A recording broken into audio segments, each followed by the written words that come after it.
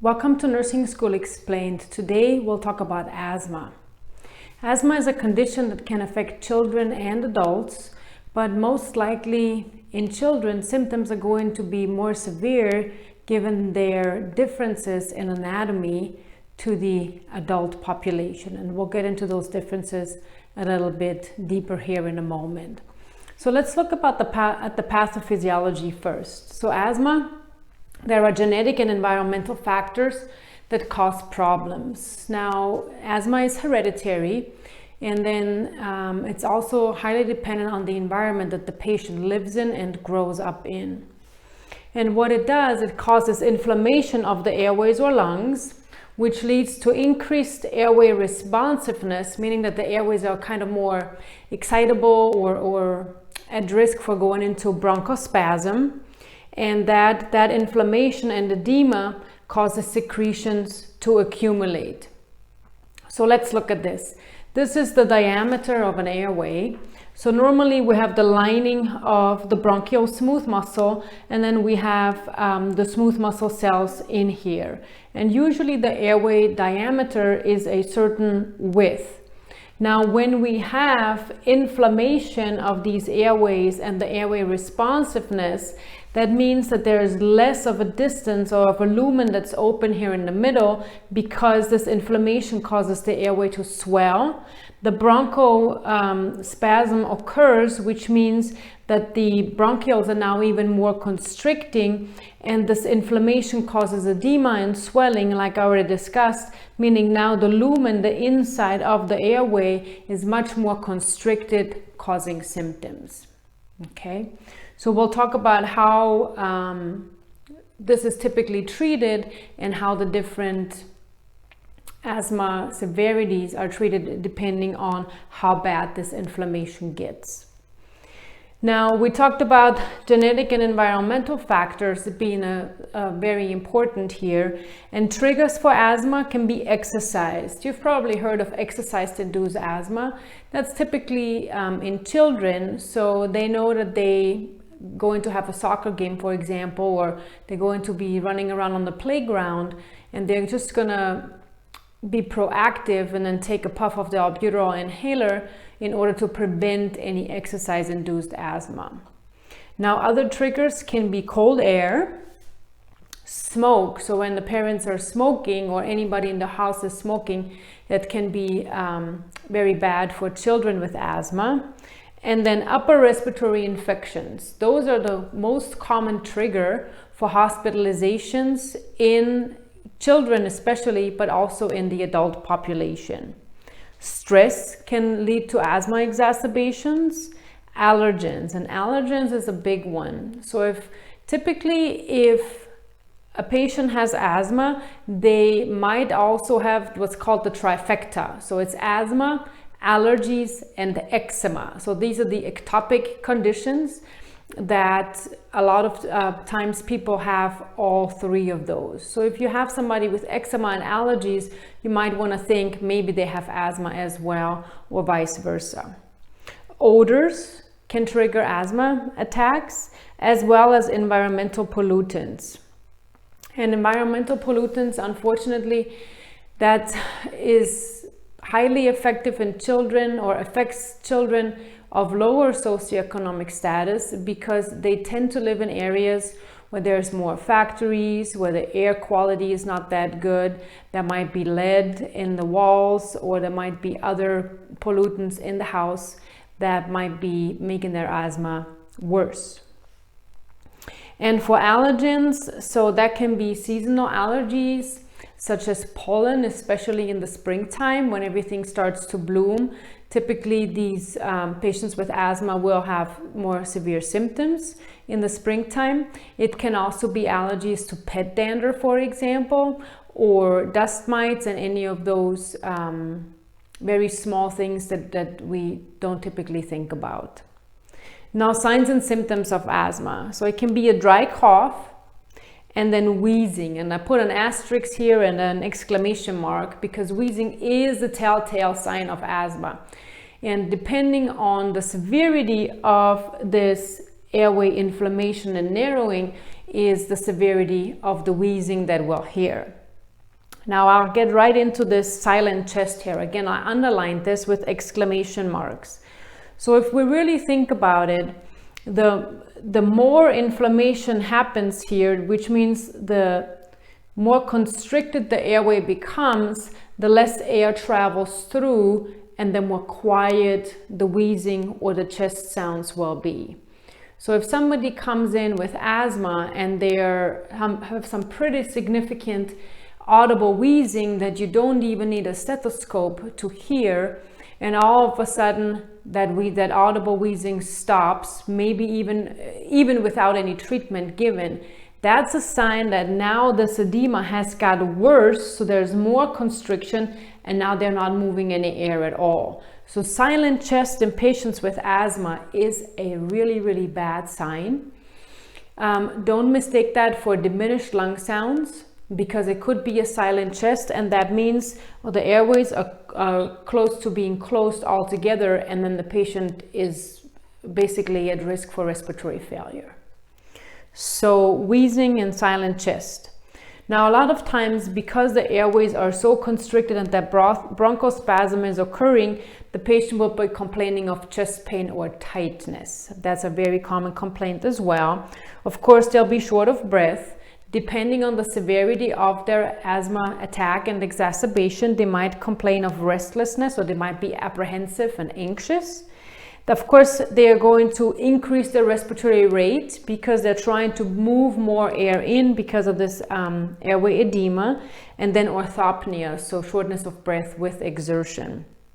And then in children, they already have smaller airways because of their anatomy.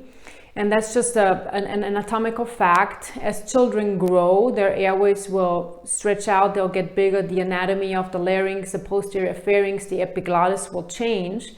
But small children are at higher risk for respiratory distress because of any kind of respiratory illness, and particularly asthma here as well, because of all this constriction. So children already have smaller airways. Now we put inflammation on top of that, and there's a higher risk that airway will close off altogether.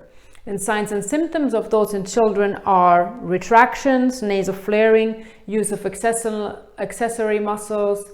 There might be tripoding, so they might be wanting to lean forward. You might see some tracheal tugging, which basically means that you can see the trachea moving in and out. That's a severe sign of respiratory distress, and probably sign of impending silent chest, and that the patient is about to have respiratory failure.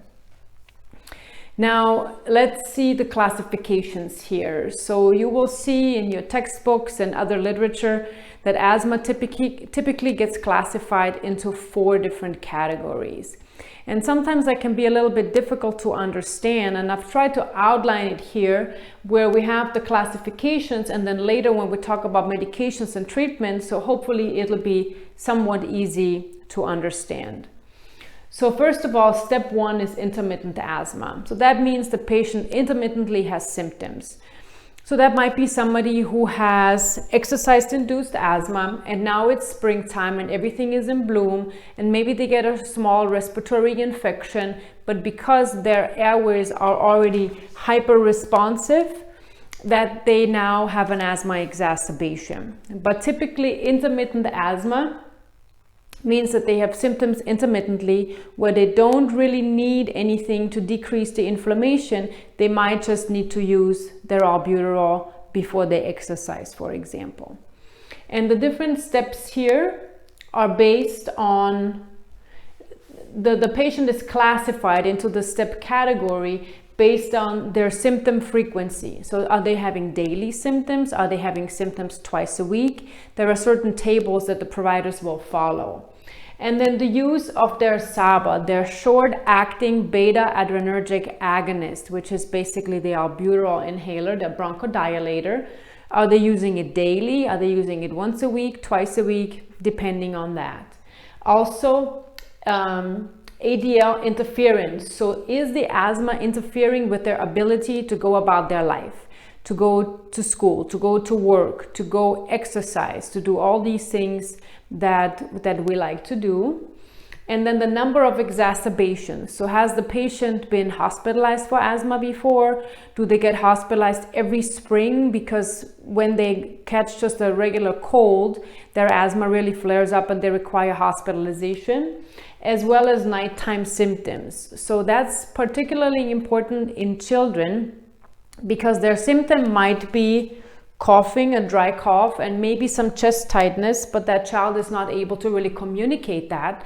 And nighttime symptoms will often be reported by the parents as the child waking up with a dry cough or waking up with an episode of shortness of breath. Then they console the child, they go back to sleep, and that's okay. But nighttime symptoms are also important in classifying the steps here of asthma. So we've already determined the intermittent asthma.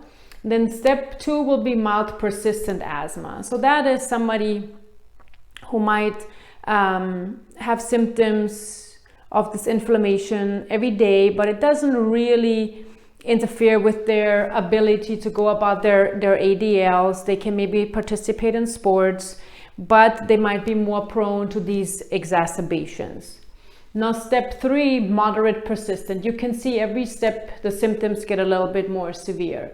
So moderate persistent is somebody who might have symptoms every day and they might be needing to use their SABA, their albuterol, maybe once a day or twice a day before they go outside, before they exercise, before any kind of activity. And then step 4 is severe persistent. So those are patients who are pretty ill and need to be managed usually by a pulmonologist, where the asthma does have an influence on their ability on their daily activities, as well as they have frequent exacerbations and they frequently have nighttime symptoms as well. For diagnostic tests, so pulmonary function tests are the gold standard for diagnosing any sort of respiratory disorder, and that mostly pertains to asthma, and then COPD, chronic obstructive pulmonary disease, as well as emphysema. And those are specialized tests that will tell about the patient's lung capacity, the volume that they have, and is a very specialized test. And then the peak flow meter. So peak flow meter is a very simple device that the patient will blow into. So it's a forceful exhalation. It'll be kind of like if you have a child, you can kind of tell them it's like if you would blow in and an arrow would come out. And it measures the peak expiratory flow. So how much volume are they able to exhale? And then the peak flow meter will give them a red, yellow, or green zone. So if they're green, means the lung capacity is doing really well. If they're in the yellow zone, that means they might be, on the verge of having an exacerbation. And then red zone usually means call your doctor or go to the closest emergency room, because now your lungs are really constricted, that edema is happening, that we need to make sure we get you seen right away and get you treated. Now, everybody with asthma should have what's called an asthma action plan, which is basically a one-sheet piece of paper that tells the patient, here's the medications you need to be taking daily. If you have increased symptoms, so let's say now you've caught that upper respiratory infection, that common cold that's going around. So now you have increased number of uses of your albuterol, and maybe it interferes with your ability to go about your day. So then the patient uses the peak flow meter and it'll gauge the yellow or the red zone. And so that piece of paper, that asthma action plan, will tell them, if you're in the green zone, take your daily medications, don't make any changes. But now you're feeling maybe some chest tightness, you have some dry cough, you have some wheezing, you use your peak flow meter and now you're in the yellow zone. So that would mean that now whatever the action plan that the provider has come up with, the patient will adhere to. And the goal is really to keep the patient from going into the red zone and having a severe exacerbation that might require hospitalization. So an asthma action plan is super important here. And the peak flow meter is a very simple tool that helps us determine the patient's lung volume and severity of that airway responsiveness. And there are tables available, and they're based on the patient's height and gender, because it depends on how tall you are and if you're male or female, what the normal lung capacity should be. And so this is mostly for monitoring and diagnostic tests, and the peak flow meter again is a very great tool to make sure that the patient doesn't get in trouble. Now, management of asthma. Number one is avoidance of triggers. So if you are allergic to certain allergens or some certain grasses that bloom in the spring, then you want to avoid going outside in the springtime. You want to avoid playing soccer. You want to avoid those things. If you're allergic to pets, maybe you shouldn't have a dog. You shouldn't have a cat. If your trigger is the environment or smoke, and you live with somebody who smokes, maybe they should consider stopping smoking, which would probably be the best, or at least removing themselves when they smoke. So avoidance of triggers is the number one treatment, because if we avoid the triggers, we might not have any of this inflammation and everything will be great. Now, when the avoidance of triggers is not enough, or now the patient requires treatment, it depends on, there's a whole variety of different medications. So for medications, the first line treatment is always a SABA, a short-acting beta-adrenergic agonist, which is also called a bronchodilator. And really the only drug we have for that is albuterol. And bronchodilator means, because we're having this bronchospasm, this constriction, the albuterol will open up the airway and let the airflow go through. So very effective treatment. And then I made here an asterisk, so that's usually somebody with intermittent asthma. If they only have intermittent symptoms, they only need to take their bronchodilator intermittently. Now, when that is not enough, or the patient is in this mild persistent category, then what we need to do, second line treatment, is a low dose ICS, and that's an inhaled corticosteroid. So that's another inhaler that the patient will be prescribed. And I wrote here OWN, they usually end in OWNs, any of the anti-inflammatory steroids, so keep that in mind. So the patient will take this low dose inhaled corticosteroid, and this is a daily medication. So depending again on the patient's severity, how bad their lungs are, it'll be a once or twice a day medication. And in addition, they'll still have their SABA in case they have an exacerbation, or they feel short of breath, or they get sick. They can use their SABA to help them with their shortness of breath. Now, third line treatment would be a low dose inhaled corticosteroid and a LABA. So a LABA is the same as a SABA, except that it's long acting, which is what the L stands for. So it works exactly the same way in dilating the bronchioles, but it's just longer acting. So now we have a patient who has more severe symptoms. And this is usually the patient with moderate persistent asthma here in step 3. So now they're going to need more treatment. They're going to need more dilation of the bronchioles that they usually get in a once a day or twice a day dose. So third line treatment, low dose inhaled corticosteroid plus a LABA. And an example of a LABA is salmeterol. And again, notice that this ends in O, so that would also hint you that this is a bronchodilator. Now, they do make combination medications of inhaled corticosteroids and LABAs, and the reason is that it just enhances patient compliance. So it's much easier to use one inhaler once or twice a day than using 2 different inhalers 2 times a day. The patient is less likely to adhere to that medication protocol.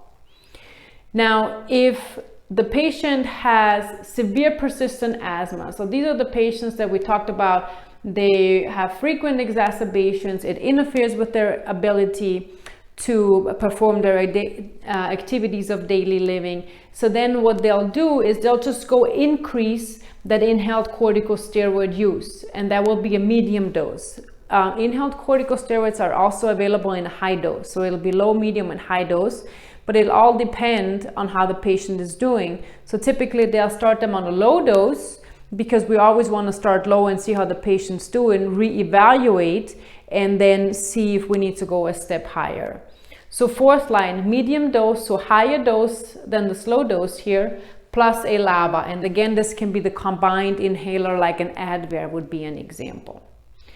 Now, when the patient has an exacerbation, so now they are having a lot of symptoms, they're using the peak flow meter at home, and they're in the red zone. So they need to go to the hospital. The treatment there will be that they may need an increased dose or frequency of their inhaled corticosteroid.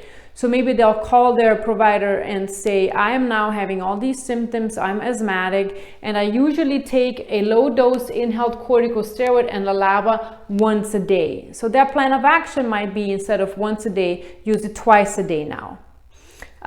The other option is that if the regular inhaler, the meter dose inhaler, doesn't work, some patients might also have a nebulizer at home, which is a machine where it's kind of like what they use at the hospital. That's a mask that has a reservoir for the medication, and it'll be nebulized. So it'll be medication that's inhaled over longer periods of time, 3 to 5 minutes or so, that nebulizes the medication, and it's just a little bit more of a significant treatment rather than just one puff of their albuterol inhaler. Now, with the exacerbation, they might also need systemic corticosteroids. So that'll usually be done IV or PO, and usually a very short course would be sufficient here. And I wrote down here again, dexamethasone and methylprednisolone, and those will be IV or PO medications. And again, they end in ON because we know the ONs are our steroids, whether it's inhaled or PO and IV. Now, one very important point, why do we use the steroids here? Because the physiology tells us that there is inflammation, and when there's inflammation, steroids will work well to reduce the inflammation, reduce the edema, reduce the bronchospasm, and open up the airway. Now, we don't want the patient to continuously be using their albuterol, because remember, it has side effects of tachycardia, maybe jitteriness, anxious. Those are not very comfortable symptoms. Plus, it doesn't really help treat the underlying cause. The underlying cause is inflammation, so the underlying cause needs to be, if the patient has mild persistent symptoms, that inhaled corticosteroids. And then again, if they get worse, if they have exacerbations, then it'll be IV or PO medications. So I hope this video about asthma has helped enlighten you about the different treatments and why we use certain medications for certain steps in asthma here. I'll be curious to hear your feedback about this. If you have any questions, please put them in the comments below. Please share the video, subscribe to my channel. Also follow me on Instagram at Nursing School Explained, and I'll see you next time. Thanks for watching.